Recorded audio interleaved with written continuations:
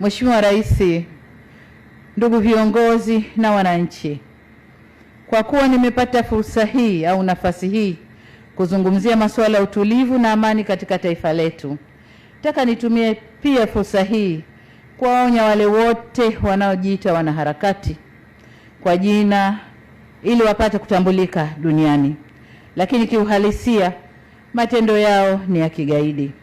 Nataka niseme kidogo tafsiri ya ugaidi. Ugaidi unajumuisha vitendo vya uvunjifu mkubwa wa amani, uharibifu wa mali na miundombinu vinavyokusudia kuitishia jamii au kuishurutisha serikali kukubaliana na matakwa ya watu au kundi fulani kwa ajili ya kutimiza haja za kisiasa, kiitikadi au kidini. Lakini kwa mustakabali wa sasa dunia tunayokwenda nayo, unaweza ukafanyika pia ukikusudia kuirudisha nyuma nchi inayoendelea kwa kasi. Pia inaweza ikatumika. Watu au kundi hilo linakuwa na kauli zinazovaa sura ya kizalendo, lakini kwa undani ni maslahi binafsi. Mtu anayeipenda nchi yake kiukweli huijenga na sio kuibomoa.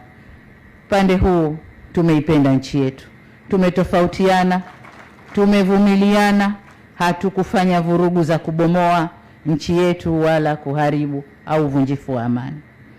Na wasihi wa Tanzania, tushikamane kwa ajili ya maendeleo ya taifa letu na sio kulifanya taifa kuwa duni kwa matakwa ya watu binafsi ambao maisha yao huko waliko na hata hapa nchini yanategemea malipo yatokanayo na kufanya vurugu au kuivuruga nchi yao kwa maslahi ya wengine. Katika hali hii, niwahakikishie Watanzania kwa serikali yenu inasimama imara katika ulinzi wa raia wake na mali zao. Nanyi kwa upande wenu mnapaswa kuungana na serikali yenu katika kulinda maeneo yenu na mali zenu. Vitendo vya kigaidi katu havikubaliki, sio kwa Tanzania tu bali ulimwengu mzima.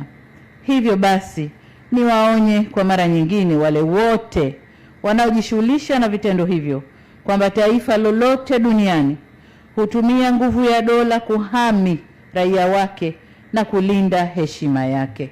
Nasi Tanzania kama taifa hatutasita kufanya hivyo.